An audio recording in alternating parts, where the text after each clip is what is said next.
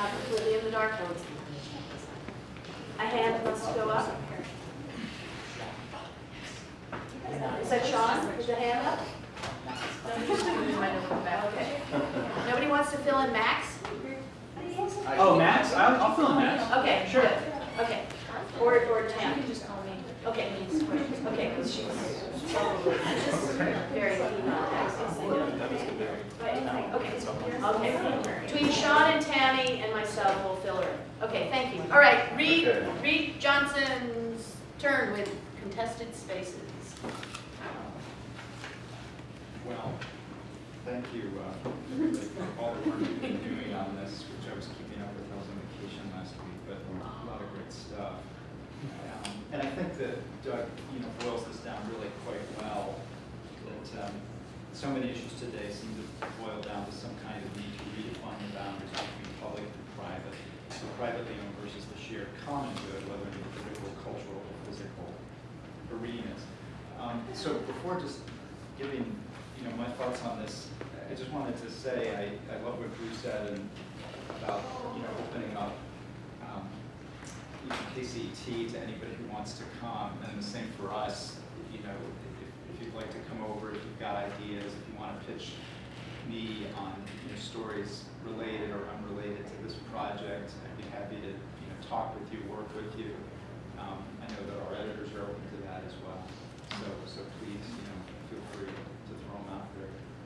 I've got a couple. I guess I took the assignment today from our teacher, somewhat more literally, and came up with some pretty specific story ideas. But I wanted just to toss these out and let you guys take parts of them, reject them wholesale, whatever you want to do. But maybe these will give you some idea of, I think, where our thinking and my boss, Lori, who you heard from last week, kind of converge. And the first one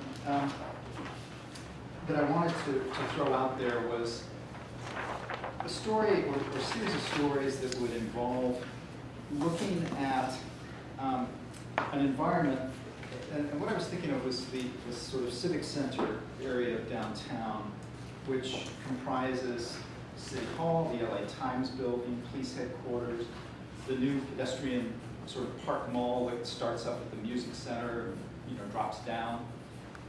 And what's interesting about that to us? Okay, I think part of what we're looking at there is the question about surveillance and about how you've got an environment that encourages people to behave and interact with each other and regulate themselves in certain ways, and sometimes they follow that script and sometimes they don't.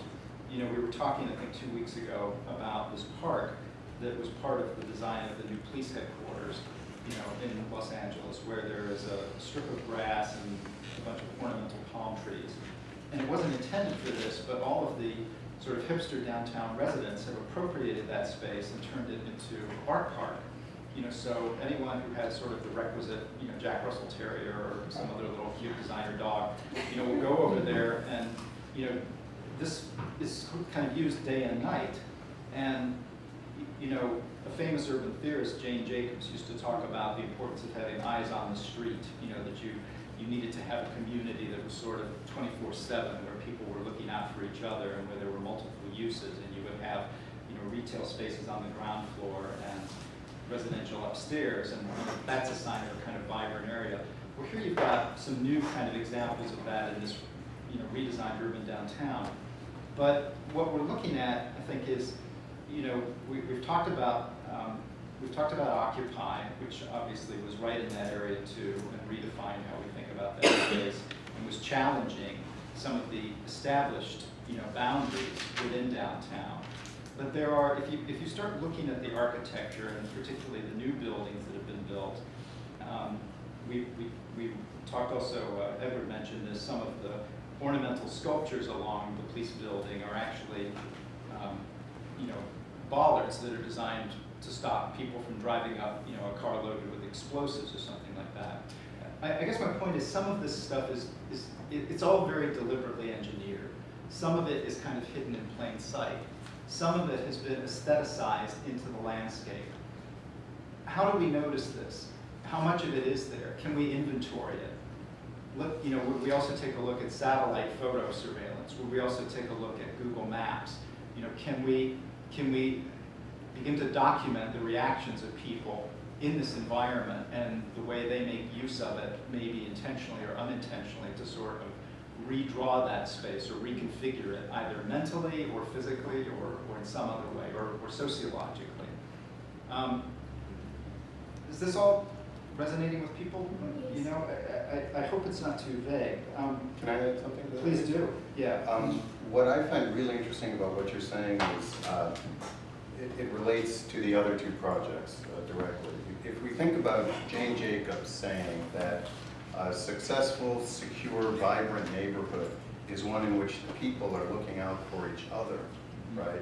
And then that develops and gets abstracted into this kind of downtown civic monument where actually the authorities are watching the people to pretend that they're safe, let's say. We'll take care. It's kind of the opposite of the way journalism is working these days, or arts education, right? So it used to be the authorities said, this is what art is and here's what you need to know about it.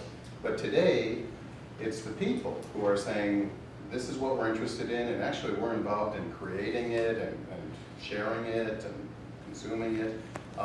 So it's, the neighborhood that you're describing is kind of going top up, right? Whereas arts education and all is going top, well, it's more grassroots these days. Yeah, I guess that was the main thing that I like the way you put that, Edward. Yeah, I mean, I think it is a phenomenon that's very nicely said about, people watching each other, but also about, whether it's government institutions or commercial institutions, banks, so forth, the surveillance and our acceptance of that in the landscape, helicopters overhead. Is there a way of charting that? We all know that they have flight patterns. They go to certain neighborhoods more than others. For, something else, for example, the restrictions on sidewalk vendors, in downtown Los Angeles, and how people subvert that and work around that, and taco trucks, which were an issue for not Occupy, for Art Walk, on Thursday nights downtown, where, crowds started showing up downtown to go to the Art Walk, and so these trucks would show up, selling food, and then eventually the commercial interests downtown started objecting to them. All of that is about people trying to, share space, competing for space, and again within this sort of, bigger matrix of, a kind of balancing the need to maintain a sort of civic interaction with areas that sort of veer off more into a kind of control and of, obliging people to behave in certain ways.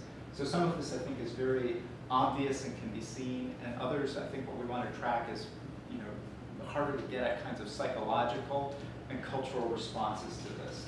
Yeah. The cool thing about the taco trucks idea is that, all that, the opposition toward them and them parking in front of different commercial businesses kind of spawned this whole explosion of taco trucks and other trucks. I mean, there was like creative energy that came from that. You have the waffle truck, now you have like the Kogi taco truck, Korean tacos, and they now kind of go throughout the city. They have Twitter streams and fans, and so it actually kind of worked against the commercial interest ultimately.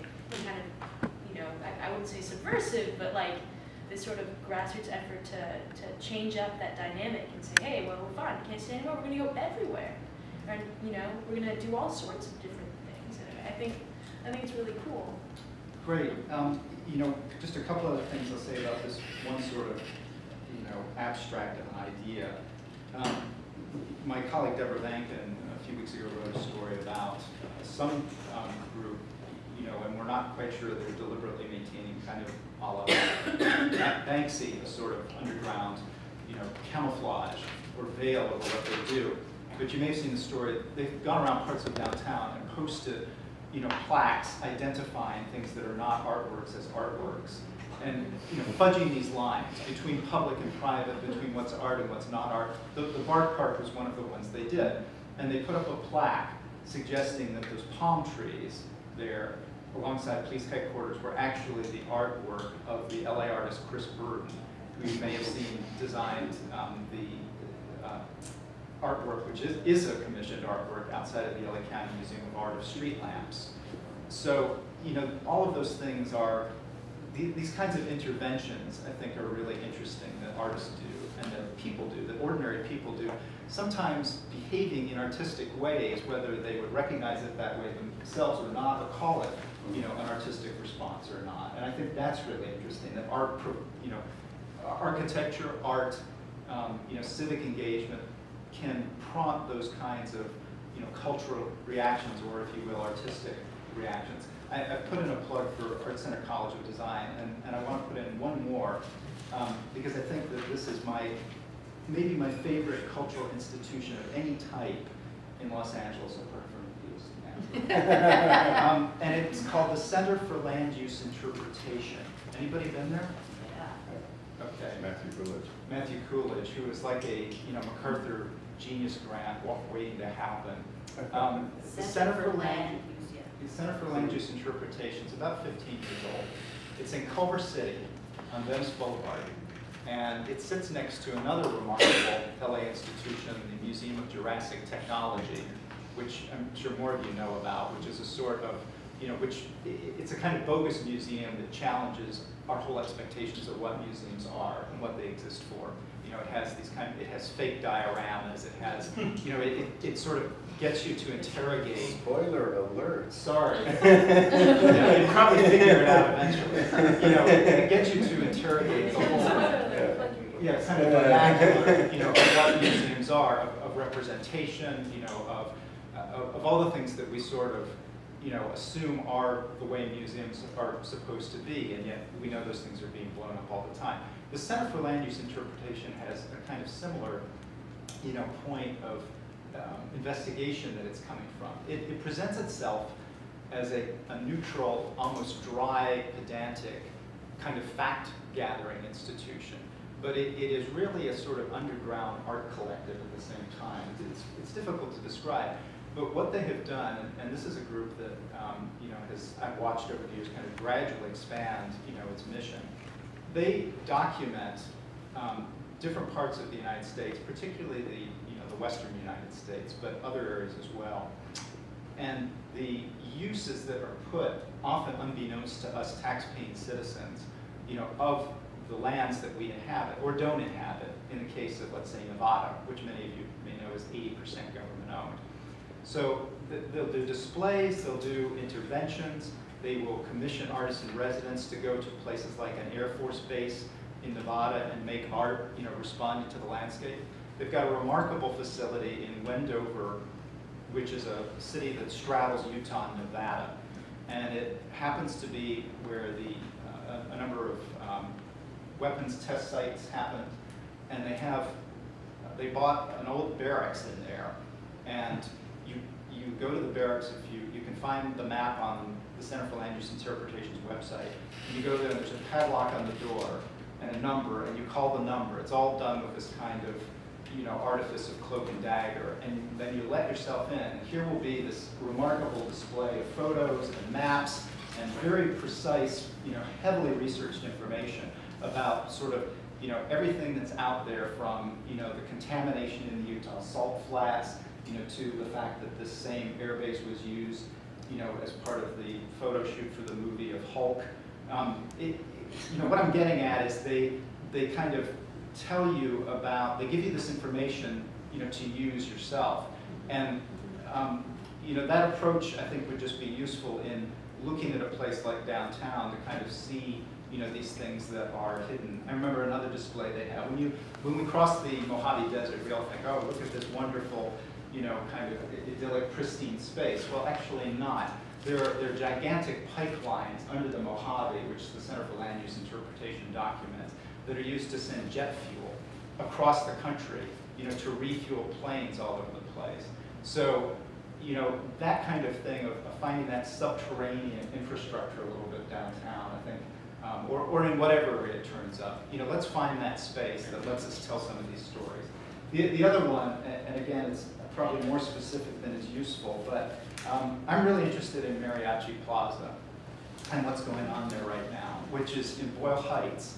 And as its name suggests, this is a historic area of Los Angeles where people, mariachis would congregate, and people would hire them and bring them to parties or quinceañeras or whatever it was. And it had sort of fallen into, disrepute and disrepair over the years. But there's been a lot of money that has been invested.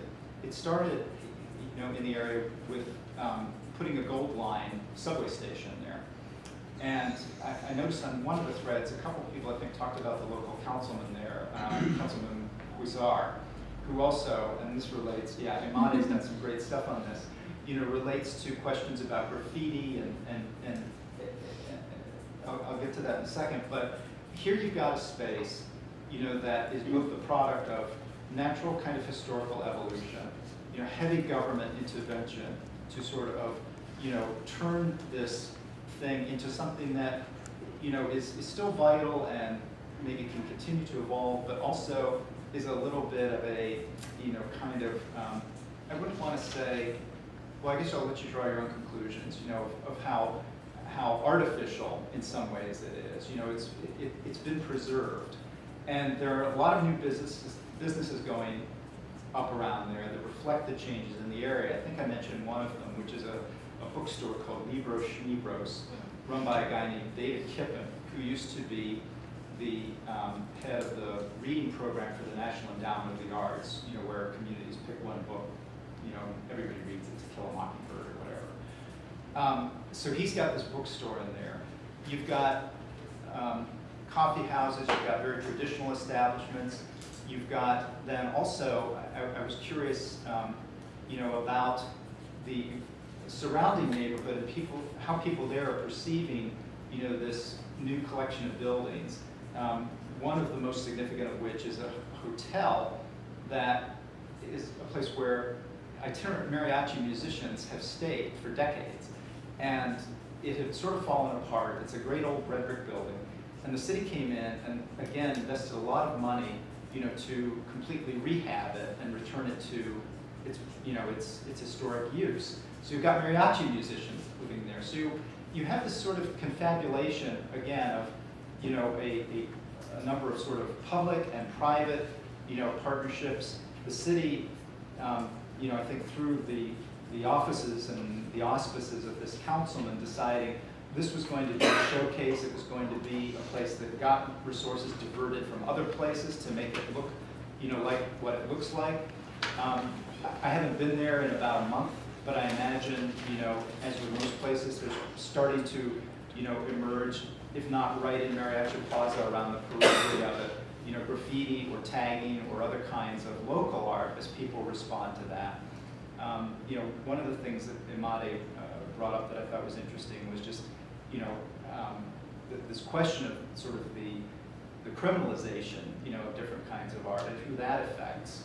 And I wonder about, the local people there, how they're kind of attempting to fend this off or to, engage with it, with the community, because this is an unusual group of people. It's an unusual dynamic that I think you've got over there right now.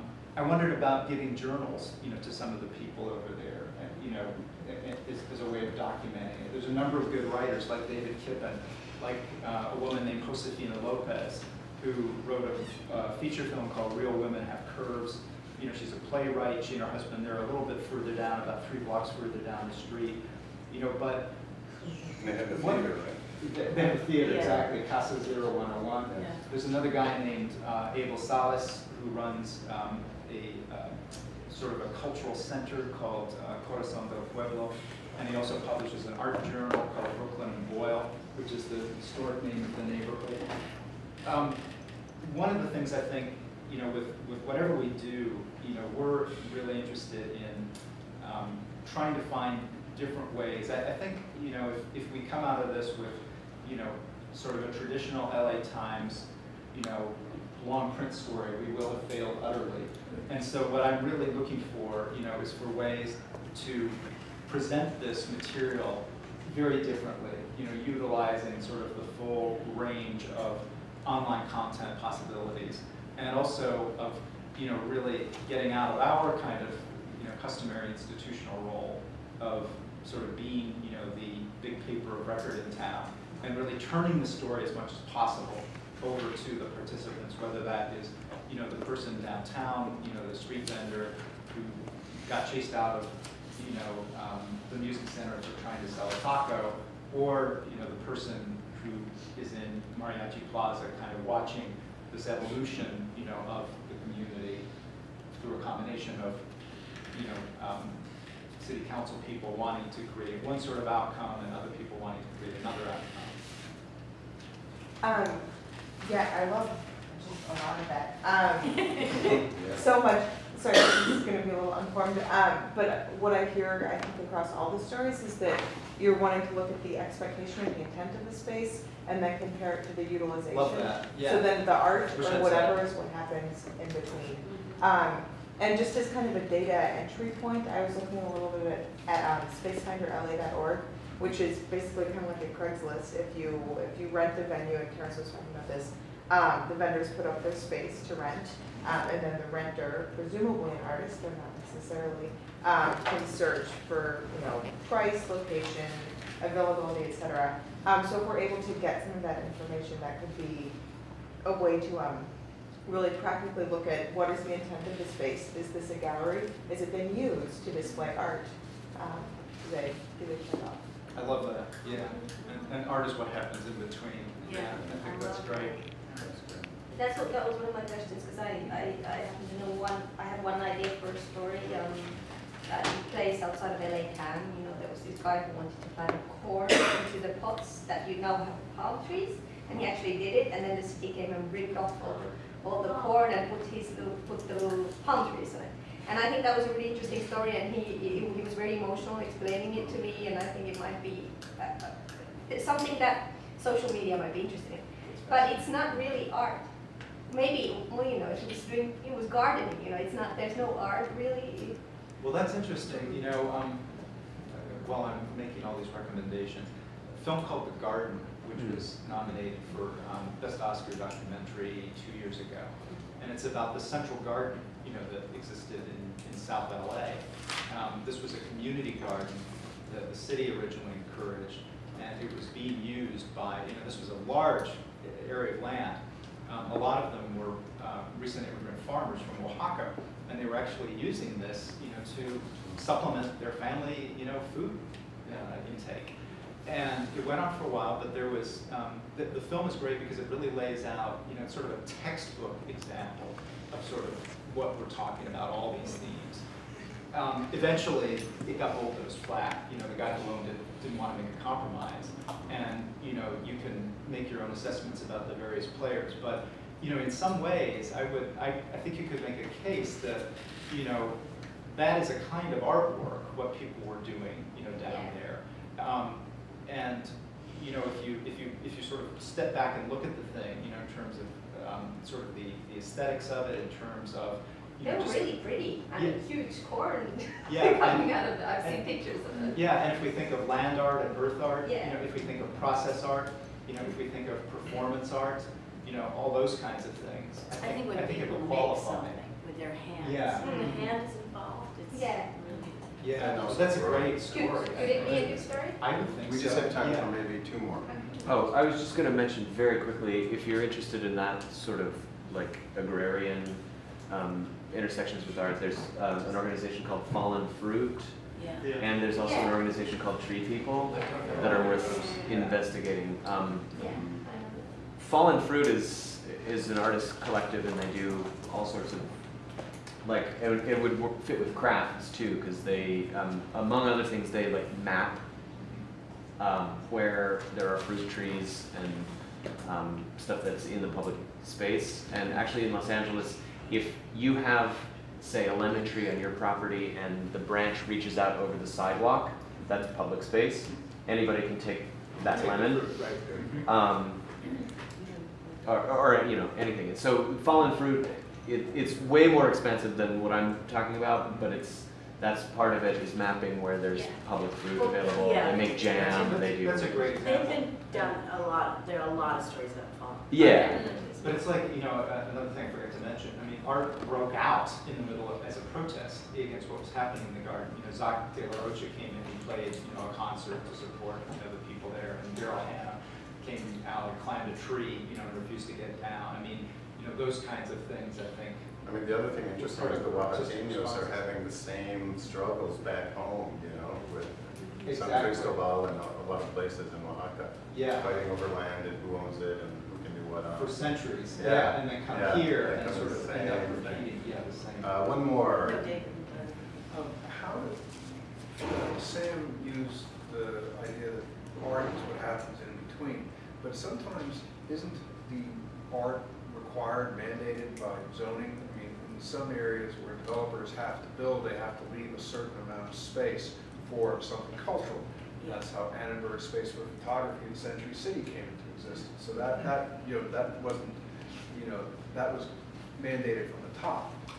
I agree, I mean, I think we're So looking we're not at- talking about that. Well, we are. I think we're talking about both the art that's there, that is by design, and the art that you know, comes in response to what is there. You know, for example, with Mariachi Plaza, you know, they built, they landscaped, they put in new brick, they put in benches, they made, you know, a very artistic, I forget who was commissioned, you know, to actually do the subway, you know, stop, the entrance to it. But at the same time then, you know, there are other artistic responses and people coming in and intervening, you know, in that. Or like with the Bart Park, you know, you've got sort of these palm trees that were intended for one thing. You know, the downtown residents are using that park for something completely different. And then you've got an art group, you know, a guerrilla group that's coming in and, you know, simply by dint of sticking up a label, recontextualizing how we see that space and turning it into potentially an artwork. I would say they made art just by putting up, you know, that sign. So I think it's both. Which Yeah. which is kind of what Museum of Jurassic Technology gets into also, you know, does wall text mean that it's art and that it's true? So 3 really fertile ideas from Reed. I just want to, I'm really glad you brought up Grand Avenue and Pacific Plaza, because the rap on LA is that it's just for all, everything is, but I don't know any city except maybe Florence, Italy, where you have such a concentrated collection of architectural monuments representing the various powers of the city. So you have the police headquarters is right there. The music center is right there. The Department of Water and Power, you know, is City right Hall. there. The cathedral, City Hall, Yes. the press, LA Times, is, you know, MTA, yeah. yeah, all kind of competing for, you know, we've got the power. And the Hall of Records, so the memory of LA, what it was, it's right. And then the new Grand Plaza, which is supposed to be a park, but it has a Starbucks right in the middle, you know. And I mean, And the MTA, you know, which here's the Metropolitan Transit Authority building. You never see people, you know, sitting outside. I Right. mean, these are not Yeah. spaces that necessarily invite, you know, that engagement from the street or, yeah. right. I was just gonna ask, are you only interested in stories that have that downtown angle, that surveillance angle? Or Not like, at all. there's, for example, like the Heidi Duffler Theater Project, or dance company rather, their next project is they're doing, they concentrate on doing performances in unexpected places. And so they're doing, actually like a dance performance at a hospital, but it's because of, you know, healthcare, like it kind of rolls into some other political sort of, you know, expression, so to speak. So is that something that would be under contested spaces, or is that? Definitely. I mean, I think in some ways, you know, the sort of performance interventions like that are underreported, you know, compared to sort of physical interventions, you know. That is another way, you know, to have a performing group or a performance take place in a non-traditional space that is, you know, as much of a kind of radical reshifting as, you know, to come in and install something, you know, a physical object, which a visual intervention. So yes, I think that would be great. Anything like that. Okay, I've got. Just quickly, there was a Shakespeare flash mob as well. I don't know if you guys did the reading from Casey Cole. I don't know. There's this group of performers that go and just like of a seventh grade got into Shakespeare. Oh, yeah. Oh, yeah. So, So, Watts, just one other example, the Watts Village Theater, you know, which is a small but really good theater, does performances where they will, you know, travel around on trains on certain, you know, as part of on the subway system, you know, and do performances that way. So the key thing I think that was important is that you broke it open. It did seem like it was very downtown and mariachi centric. It's not, this applies to everything. And when you're defining public art is different from public space. So your mind mapping, there's a little confusion there. So I want to stop this right now and have you write down the ideas, because we got to just collect your thoughts. Reed is going to stay now? Okay, Reed and Tana can stay, so because what we're headed into next is getting the idea. We're going to actually list ideas, okay? So start throwing them out there. And I don't want you to leave this room without 3 treatments, pretty firm in your mind, okay? So we're gonna take about 15 minutes? No. No? On what? Of quiet? How are they gonna write their ideas? They've been writing down notes right Okay. now. I mean, you're developing your ideas out of this room, but I want you to leave here with kind of like a general idea of where you're headed. And while you have the media partners here, we can remember some of the things that were said. There's a lot of stuff that hasn't been brought up that are interests of yours, you know, that you shouldn't lose sight of. Amade's arrested, pop-ups, social media. There are things that you guys have been working on, mind mapping. How does that fit in? We don't have time to discuss that. That doesn't mean that those got dropped. You have to find a way to fit those in.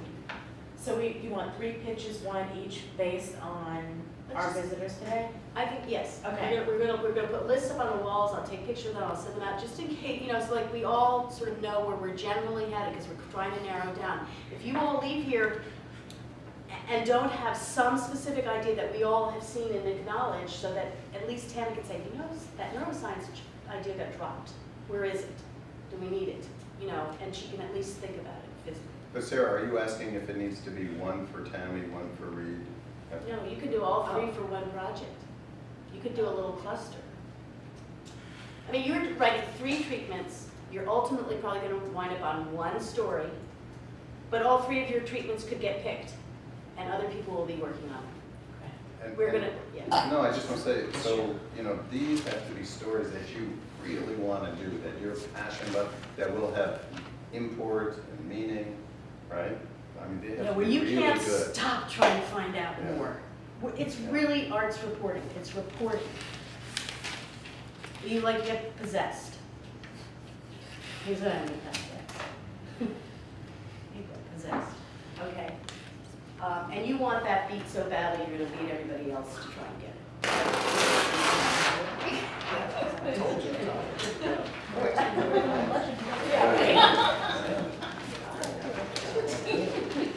Okay, so everyone's good. I'll make one for, Maybe we can throw out the ideas. and then Okay. let's just, No, just maybe, let's yeah. make it just so that the world's Never looked at that. Yeah, well, can we do it on YouTube? Oh, we have it there. There it is. We don't have